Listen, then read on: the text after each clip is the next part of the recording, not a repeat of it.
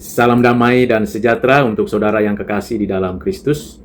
Kita kembali melanjutkan pembacaan dan renungan dari Alkitab. Dari kitab Mazmur pasal yang ke-82, ayat 1 sampai dengan ayat yang ke-8. Demikianlah firman Tuhan. Mazmur Asaf. Allah berdiri dalam sidang ilahi di antara para Allah, ia menghakimi. Berapa lama lagi kamu menghakimi dengan lalim dan memihak kepada orang fasik? Berilah keadilan kepada orang yang lemah dan kepada anak yatim. Belalah hak orang-orang sengsara dan orang yang kekurangan. Luputkanlah orang yang lemah dan yang miskin. Lepaskanlah mereka dari tangan orang fasik. Mereka tidak tahu dan tidak mengerti apa-apa. Dalam kegelapan mereka berjalan, goyanglah segala dasar bumi. Aku sendiri telah berfirman, kamu adalah Allah dan anak-anak yang maha tinggi, kamu sekalian. Namun seperti manusia, kamu akan mati, dan seperti salah seorang pembesar, kamu akan tewas. Bangunlah, ya Allah, hakimilah bumi, sebab Engkaulah yang memiliki segala bangsa. Demikianlah firman Tuhan. Yang berbahagia kita yang menyimpan dan mengerti firman Tuhan serta melakukannya. Saudara yang kekasih di dalam Kristus, Mazmur 82 merupakan mazmur yang sangat penting untuk kita renungkan berkaitan dengan keadilan. Allah menyatakan keadilan berdasarkan pada kebenarannya, kesuciannya, dan tentunya ini perlu untuk kita renungkan. Mengapa ada banyak orang yang mengalami kesengsaraan?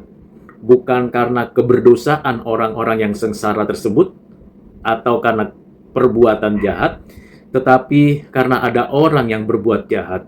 Mereka melakukan kejahatan bisa jadi atas nama agamanya, kepercayaannya, atau hal-hal yang disembahnya.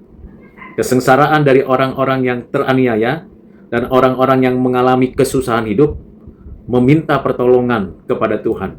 Mereka berharap kepada Tuhan supaya dinyatakan keadilannya bagi mereka. Di sini pemazmur memberikan suatu gambaran bagaimana Allah mengadili semua orang, termasuk roh-roh jahat, kuasa-kuasa kegelapan, dan semua ketidakadilan. Allah mengadili dan menghakimi setiap tindakan perbuatan yang jahat. Tidak ada yang luput dari penghakiman dan penghukuman Allah, karena Allah lah yang menunjukkan kuasanya, otoritasnya, dan kekuatannya untuk menyatakan keadilannya. Karena itu, kita sebagai orang Kristen perlu dan penting memperhatikan sikap dan tindakan kita agar seperti yang dinyatakan Tuhan Allah, berlaku, bertindak adil. Mungkin saja saya dan saudara bisa menyembunyikan rasa ketidakadilan dengan berpura-pura baik, dengan berpura-pura menjadi orang yang penuh simpatik atau memiliki rasa belas kasihan kepada orang lain. Tetapi sikap dan tindakan kita tidak memanusiakan sesama. Bahkan kita bisa saja memanipulasi keagamaan, kepercayaan kita, sehingga kita tidak bertindak adil. Saudara, Tuhan mengendaki bahwa keadilan itu dinyatakan. Dan kalau memang kita tidak temukan keadilan di antara manusia, kalaupun ada sarana, pemerintah, atau penegak keadilan yang dapat menunjukkan keadilan secara positif dengan hukum dan peraturannya, tetapi itu belum tentu memuaskan rasa keadilan yang dinyatakan Tuhan, maka Tuhan Allah pasti menghakimi dan menghukum orang yang berbuat jahat.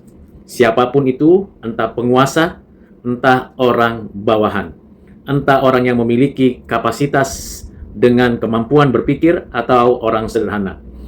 Keadilan Tuhan Allah tidak memandang bulu. Semua diperlakukan sesuai dengan ketentuan yang berlaku di dalam kebenaran, kesucian, dan kekudusan Allah.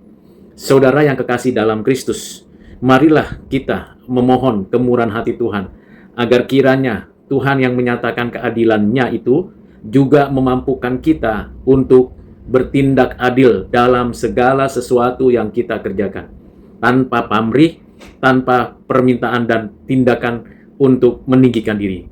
Kalau kita benar-benar menegakkan keadilan, maka sikap rendah hati dan memanusiakan sesama berdasarkan kasih yang datangnya dari Allah, berdasarkan kemurahan dan belas kasihan Tuhan Allah, maka tindakan keadilan yang kita kerjakan membawa setiap orang kembali diperdamaikan oleh Tuhan Allah.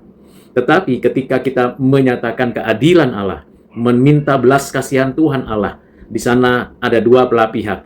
Yang satu menerima pengampunan dan yang lain akan menerima penghukuman. Tuhanlah yang berotoritas dan yang memiliki kedaulatan, yang mana yang menerima belas kasihan pengampunan dan yang mana yang akan mengalami penghukuman.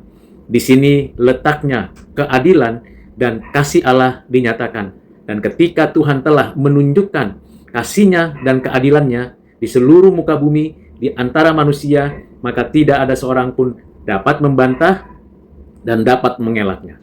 Kapan finalitas kasih dan keadilan itu dinyatakan? Nanti, suatu hari kelak, ketika Tuhan datang kembali untuk menghakimi dan menghukum orang-orang jahat yang melakukan tindakan yang benar-benar berbuat jahat kepada Tuhan Allah. Dan nanti suatu hari kelak ketika Tuhan datang kembali, Ia akan menunjukkan kasih-Nya dan pengampunannya dan belas kasihan-Nya kepada orang-orang yang selama ini mengalami ketertindasan, penganiayaan, dan kesusahan. Kiranya saya dan saudara terus-menerus mengandalkan Tuhan di tengah ketidakadilan di dunia ini, mengandalkan Tuhan di tengah-tengah kondisi yang tidak adil ini, supaya semakin banyak orang yang menyadari betapa ketidakadilan itu pasti akan dihukum dan berada dalam penghukuman Tuhan. Kiranya kita tetap bertahan dan tetap sabar menanggung ketidakadilan yang dunia nyatakan dan kerjakan bagi anak-anak Allah, dan sekaligus menantikan penghakiman dan penghukuman Tuhan Allah atas setiap orang yang berbuat jahat dan yang berbuat tidak adil. Kiranya Tuhan segeralah datang. Nyatakanlah keadilan-Mu, nyatakanlah kehendak-Mu. Tuhan Yesus memberkati saudara sekalian. Amin.